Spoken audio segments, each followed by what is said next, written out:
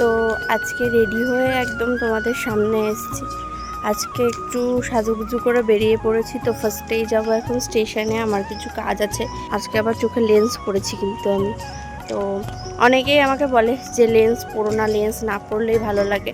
তো আজকে ইউটিউবে আমি ভিডিওটা দেব, তো অবশ্যই তোমরা কমেন্ট করে জানিও আমাকে যে লেন্স পরলে ভালো লাগে না না পরলে ভালো লাগে।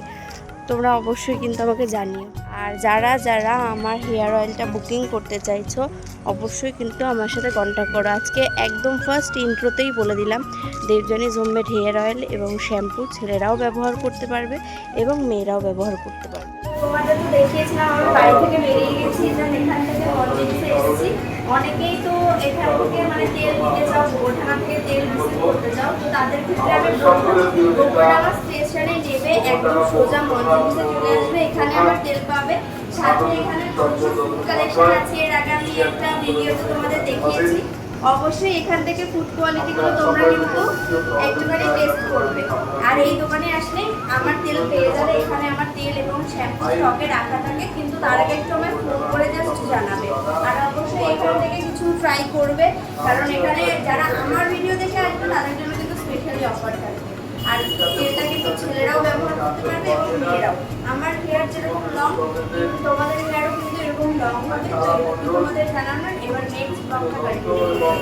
তো এরপরেই কিন্তু আমি চলে এসেছিলাম এক নিমন্ত্রণ বাড়ি।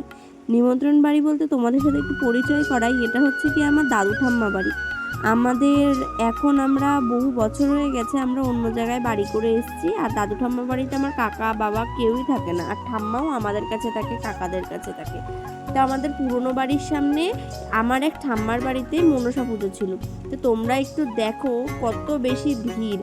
আর এখানে দেখো মায়ের মুখটা কতটা মিষ্টি, ভীষণ বড় করে এখানে কিন্তু মা মনসার পুজো হচ্ছিল। এটা ওদের বছরের পুজো, মানে প্রত্যেক বছর ঠাকুর বদল করা হয়। আর এখানে দেখো একটা স্টল দিয়ে দিয়েছিল আমপানার।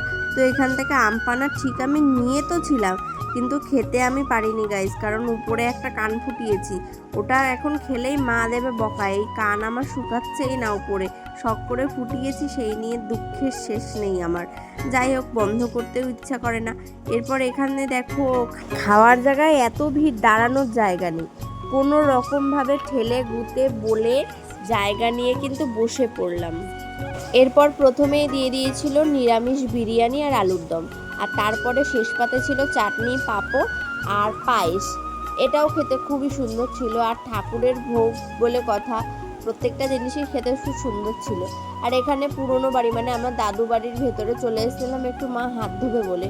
এখানে হাত ধুয়ে নিলাম। কোনো একদিন আমার পুরনো বাড়ি তোমাদের সাথে দেখাবো, শেয়ার করব। কারা কারা আমার পুরনো বাড়ি দেখতে চাও অবশ্যই কিন্তু কমেন্ট করে জানিও।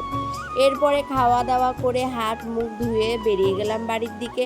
তো আজকের ব্লগটা ছিল এটুকুই। তোমাদের কেমন লাগলো অবশ্যই জানিও।